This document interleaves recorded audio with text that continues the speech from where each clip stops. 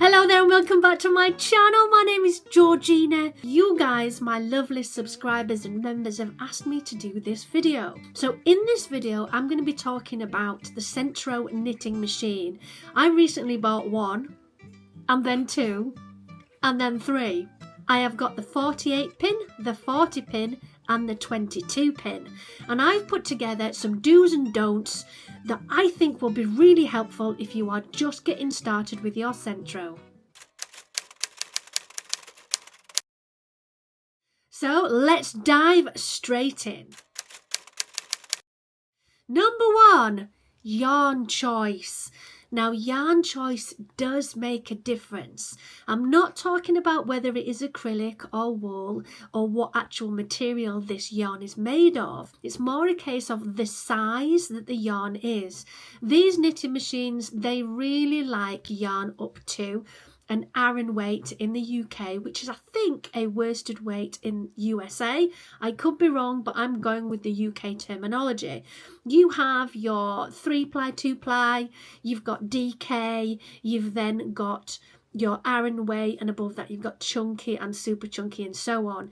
Doesn't really like chunky yarn. It's not going to go through the machine very well, so I would definitely advise to try and stick to Aran weight and below. Also, just to make you aware, it doesn't like every type of yarn. It just doesn't. Different brands, it's almost like a really temperamental teenager. Some yarns it absolutely loves, some yarns it doesn't. So don't worry, it doesn't mean that you're making the mistakes. It's more than likely it's the yarn. So you'll have to switch and try a different one. Number two is using waste yarn. Now, I never understood this at the beginning. I was like, why are these tutorials telling me that I need to put waste yarn on first and then do my project and then waste yarn again? Why are we doing this? Anyway, it turns out that some projects really require the waste yarn. For example, if you went to make a scarf, you want to be able to crochet or sew your ends together so it's nice and flat and clean. Now, if you just use the end as it comes out of the knitting machine, it's much more difficult to find those stitches to be able to crochet it together. So using a waste yarn is really, really helpful. So if you're not sure, use it anyway. It's waste yarn at the end of the day.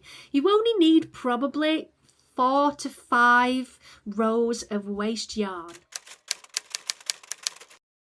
Number three, this is something I discovered by accident.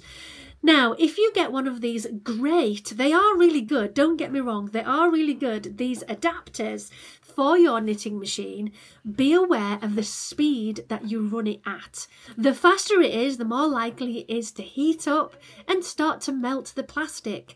I discovered this because my handle stuck together, so I had to break the handle. Luckily, it still works. We're all good. So if you do choose to get one of these adapters, which are great, just don't go too fast. With the drill, it needs to be a moderate speed or you're going to melt your handle. Number 4, which is dropping stitches. When you first start to use your Sentro or your Addi, whichever knitting machine brand you choose to make, you might get the odd drop stitch. Now, fixing drop stitches is not too much of a pain unless you have loads of them, and then it's worth just scrapping the project and starting again.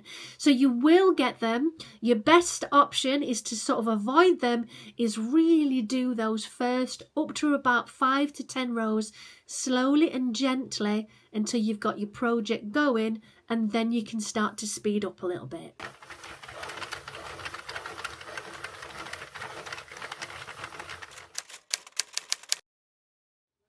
Number 5, my last one for this video, are row counters.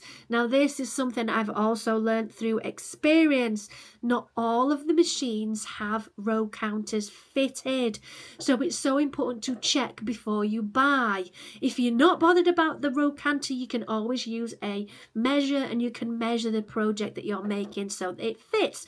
But row counters are really helpful for certain projects. Now, I've realised that my largest 48 pin has a row counter, but my 40 and my 22 does not. But don't worry too much, you can actually buy row counters. I managed to get one from Amazon, which I'm going to fit onto my 40 when it comes, and if you want a video on that, I will definitely make that video so you can see how it fits. Now this is just my first video on do's and don'ts of the Sentro. I'm quite new to using it, and I'm still exploring all the amazing things that I could make. So in the future I might end up with another do's and don'ts, and let me know in the comments if you've come up with any issues that you think are valuable for everybody in the community to know. So thank you so much for watching this video. Don't forget to like and subscribe, of course, if you liked it. See you in the next one.